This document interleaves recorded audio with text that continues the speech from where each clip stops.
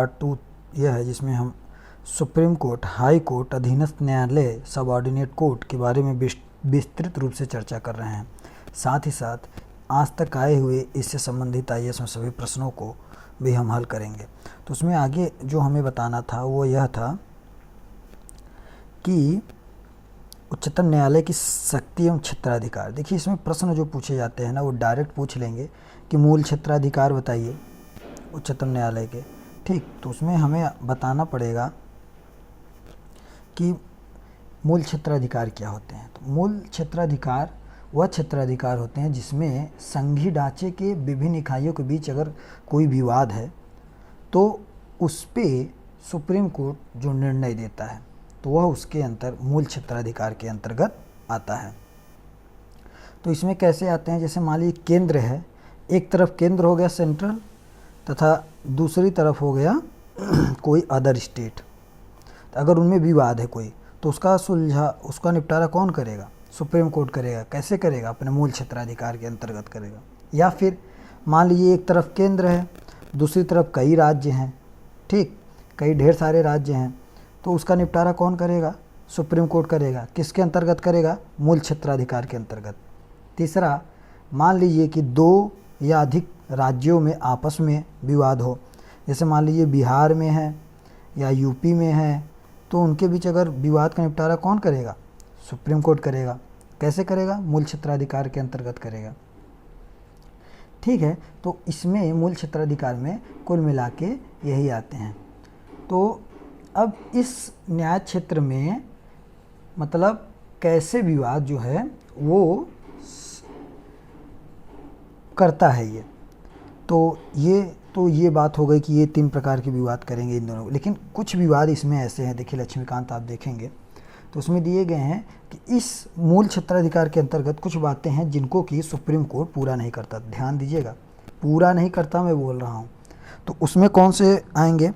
जैसे अगर मान लीजिए कोई ऐसा विवाद जो कि स्वतंत्रता के पहले हो, जो किसी पूर्व संवैधानिक संधि, समझौता, संविदा, सनद एवं अन्य समान संस्थाओं को लेकर उत्पन्न हुआ हो, तो वैसे विवाद मूल क्षेत्राधिकार के अंतर्गत सुप्रीम कोर्ट उनको नहीं पूरा करेगा। दूसरा, कैसे विवाद को सुप्रीम कोर्ट मूल क्षेत्राधिकार के अंतर्गत नहीं पूरा करेगा? ऐसा विवाद जो कि किसी संधि, समझौते आदि के बाहर पैदा हुआ हो, जिसमें विशेष तौर पर यह व्यवस्थाओं के संबंधित न्याय क्षेत्र उस विवाद से संबंधित नहीं है। तीसरा, अंतर्राज्यीय जल विवाद। अंतर्राज्यीय जल विवाद से संबंधित जो विवाद रहेंगे ना, उनको भी प्रारंभिक तौर पे, मैं बात कर रहा हूँ प्रारंभिक तौर पे सुप्रीम कोर्ट नहीं करेगा। क्यों? क्योंकि अंतर्राज्यीय जल विवाद जो है उसके लिए एक अधिनियम 1956 में बना था, अंतर्राज्यीय जल विवाद अधिनियम 1956। उसमें सुप्रीम कोर्ट अंतर्राज्य पानी, नदी एवं नदी घाटी पर नियंत्रण और बंटवारे के मसले पर मूल क्षेत्र से इसके बाहर किया गया है, ठीक है। तो इसके लिए इसमें अलग से नियम जो है बने हुए हैं। फिर और कौन से मामले सुप्रीम कोर्ट मूल क्षेत्राधिकार के अंतर्गत नहीं सुलझा सकता? जब वित्त आयोग के संदर्भ में कोई मामला हो, इसके साथ ही साथ केंद्र एवं राज्य के बीच खर्च और पेंशन को लेकर अगर कोई विवाद हो, इसके साथ ही साथ केंद्र और राज्य के बीच वाणिज्यिक प्रकृति वाला कोई अगर साधारण विवाद हो, ये विकल्प में दिए रहेंगे, आपको ध्यान रखना, याद करना है ये। इसके साथ ही साथ केंद्र के खिलाफ राज्य के किसी नुकसान की भरपाई। तो ये सब जितने भी विवाद रहेंगे ना, ये सब मूल क्षेत्राधिकार के अंतर्गत नहीं किए जाएंगे। अब देखिए दूसरा जो इसका सुप्रीम कोर्ट का जो शक्ति या अधिकार है ना, वो है न्यायाधीश क्षेत्राधिकार। तो देखिए संविधान ने उच्चतम न्यायालय को नागरिकों के मूल अधिकारों का रक्षक एवं गारंटर बताया है। उच्चतम न्यायालय को अधिकार प्राप्त है कि वह 5 प्रकार के रिट, किस अधिकार के तहत? न्यायाधीश क्षेत्राधिकार के तहत वह जारी कर सकता है। जिसमें 5 प्रकार के रिट कौन है, इसके लिए मैं अलग एक वीडियो बनाऊंगा, 5 रिट को बहुत अच्छे से बताऊंगा जिससे कि प्रश्न पूछे जा सकते हैं। बंदी प्रत्यक्षीकरण, परमादेश। पहला क्या है? बंदी प्रत्यक्षीकरण। दूसरा क्या है? परमादेश। तीसरा क्या है? उत्प्रेषण। चौथा क्या है? प्रतिषेध। पांचवा क्या है? अधिकार परीक्षा। तो ये 5 जो है रिट जारी कर सकता है। इसके साथ क्या कर सकता है कि वह मतलब किसी भी उसके जितने भी फैसले रहेंगे ना, किसी भी अधीनस्थ न्यायालय के लिए वह एक नियम की भांति या एक कानून की भांति काम करेंगे। फिर तीसरा जो इसका क्षेत्राधिकार है सुप्रीम कोर्ट का, वह है अपीलीय क्षेत्राधिकार। अपीलीय क्षेत्राधिकार, देखिए अपीलीय क्षेत्राधिकार में क्या रहता है, उच्चतम न्यायालय निचली अदालतों के फैसलों के खिलाफ सुनवाई करता है। तो जो अगर आएगा कि निचली अदालतों के खिलाफ जो सुप्रीम कोर्ट सुनवाई करता है वो किस क्षेत्राधिकार के अंतर्गत करता है, वह अपीलीय क्षेत्राधिकार के अंतर्गत करता है। तो वो कैसे अपीलीय कि मतलब कौन कौन से अपीलीय क्षेत्राधिकार होते हैं, तो इसको 4 भागों में बांटा गया है। पहला क्या है, संवैधानिक मामलों में अपील। अगर कोई मामला संवैधानिक प्रश्न पे हो तो उस पे सुप्रीम कोर्ट जो है अपीलीय सुनवाई कर सकता है। दूसरा क्या है, दीवानी मामलों में अपील। दीवानी मामलों के तहत उच्चतम न्यायालय में किसी भी मामले को लाया जा सकता है, यदि किसी भी मामले को लाया जा सकता है यदि क्या है कि वह उच्च न्यायालय यह प्रमाणित कर दे कि मामला सामान्य महत्व के पूरक प्रश्न पर आधारित है या फिर उच्चतम न्यायालय द्वारा इसका किया जाना आवश्यक है। ठीक है, देखिए पहले क्या था, 20,000 रुपये तक के दीवानी मामले ही उच्चतम न्यायालय के समक्ष लाए जा सकते थे, लेकिन इसे 30वें संविधान संशोधन अधिनियम 1972 द्वारा हटा दिया गया। एक समान जानकारी थी, आएगा नहीं क्वेश्चन जहाँ तक लग रहा है इसे। अब देखिए तीसरा क्या है, अपीलीय क्षेत्राधिकार। किस प्रकार का तीसरा अपीलीय क्षेत्राधिकार है, आपराधिक मामलों में। तो यदि किसी व्यक्ति को सजाए मौत दी गई है अधीनस्थ न्यायालय द्वारा या हाई कोर्ट द्वारा, तो वह सीधे सुप्रीम कोर्ट में अपील कर सकता है। ठीक है, तो ये हो गया इसका आपराधिक मामले का क्षेत्राधिकार। फिर चौथा क्या है कि विशेष अनुमति द्वारा अपील। इसके साथ ही साथ जो अन्य प्रकार के अपीलीय क्षेत्राधिकार है जो इन सब में नहीं आते, तो उसमें विशेष अनुमति लेकर सुप्रीम कोर्ट में अपील किया जा सकता है।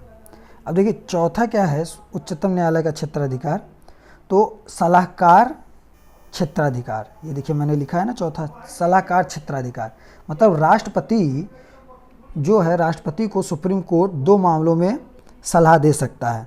पहला, कोई सार्वजनिक महत्व के किसी मसले पर, यदि मान लीजिए कि किसी सार्वजनिक महत्व के मसले पर अगर कोई कानूनी प्रश्न उठता है, तो अब क्या है, राष्ट्रपति जरूरी नहीं है कि विधि का जानकार हो, तो वह सुप्रीम कोर्ट से सलाह ले सकता है।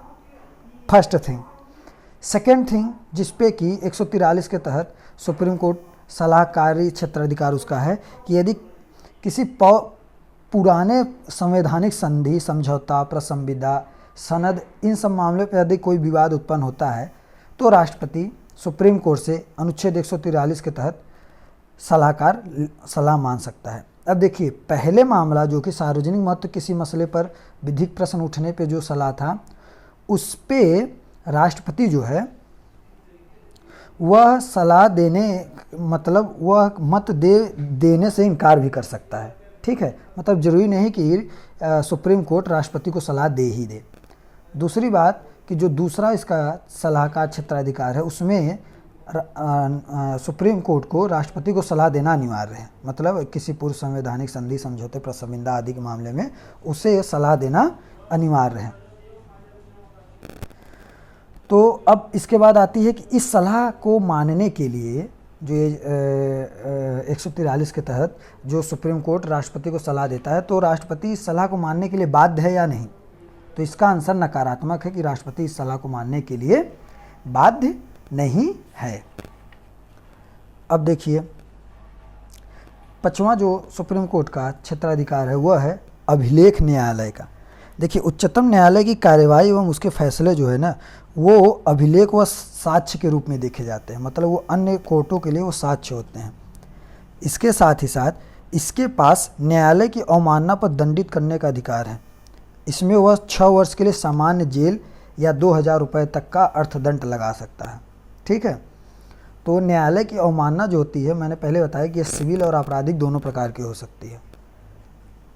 और 6वां देख लेते हैं हम कि न्यायिक समीक्षा की शक्ति। मतलब सुप्रीम कोर्ट के पास इसके साथ ही साथ क्या है कि न्यायिक समीक्षा की भी शक्ति निहित है इसमें।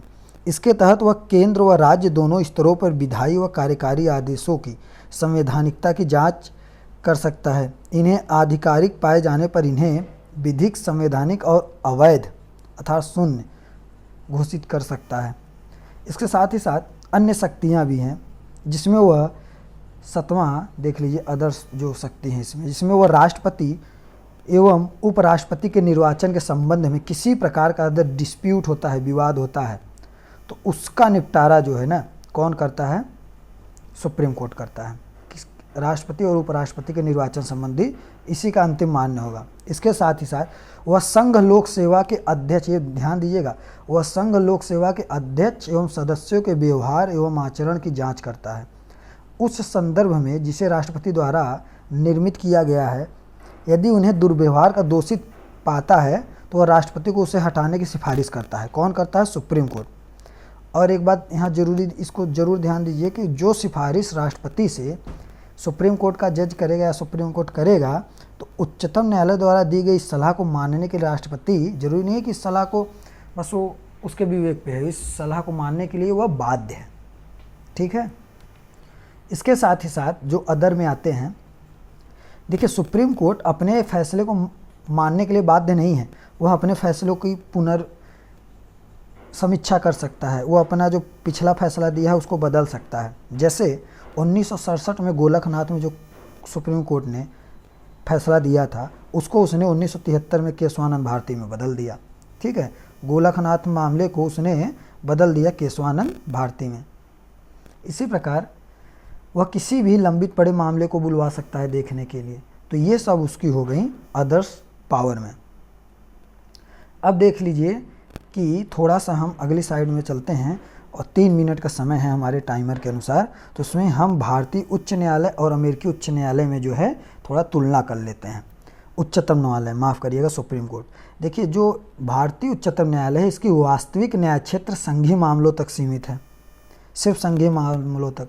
जबकि अमेरिकी उच्चतम न्यायालय जो है संघीय मामले ही नहीं बल्कि नौसेना, हमारे यहाँ नौसेना समुद्री राजदूत के मामले के लिए अलग कोर्ट गठित होती है, उनका अपना पर्सनल होता है। लेकिन इसमें क्या है कि अमेरिका में जो सुप्रीम कोर्ट है वो इन मामलों की भी डायरेक्ट सुनवाई कर सकती है। दूसरा क्या है कि जो भारत का सुप्रीम कोर्ट है, इसमें अपीली न्याय क्षेत्र में संवैधानिक, जन अधिकार एवं आपराधिक मामले सभी शामिल हैं। जबकि अमेरिकी अपीली क्षेत्राधिकार में केवल अपीली क्षेत्राधिकार अमेरिका के सुप्रीम कोर्ट में केवल संवैधानिक मामलों में प्राप्त है। तीसरा क्या है कि इसमें जो है ना कि सैन्य न्यायालय को छोड़ के सभी के खिलाफ अपील की जा सकती है, इसके पास इस तरह की शक्ति प्राप्त ही नहीं है।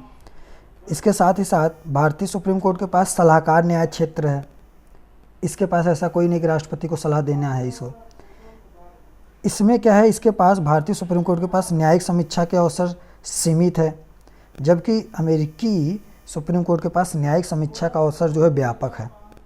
इसके साथ यह विधिक द्वारा कार्यवाही के तहत अधिकारों की रक्षा करता है, जबकि यह विधि प्रक्रिया, ध्यान दीजिएगा, ये विधि द्वारा कार्यवाही या विधि प्रक्रिया के तहत नागरिकों की रक्षा कीजिएगा।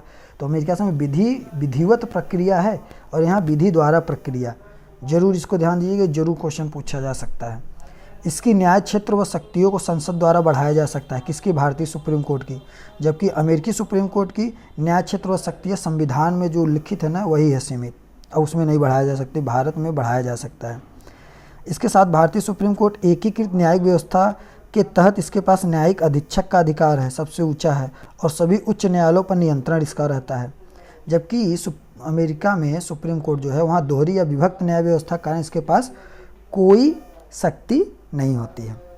तो इस वीडियो हम यहीं आ पाएँ। अब अगला वीडियो में हम हाई कोर्ट और अधीनस्थ न्यायालय के साथ साथ अभी हमारा प्रश्न वाला सेक्शन पूरा है, तो मैं प्रयास करूँगा कि इसको पूरा करने के लिए। ठीक है, तो अगला वीडियो में पार्ट 3 लेकर आऊँगा। तब तक के लिए आपका धन्यवाद।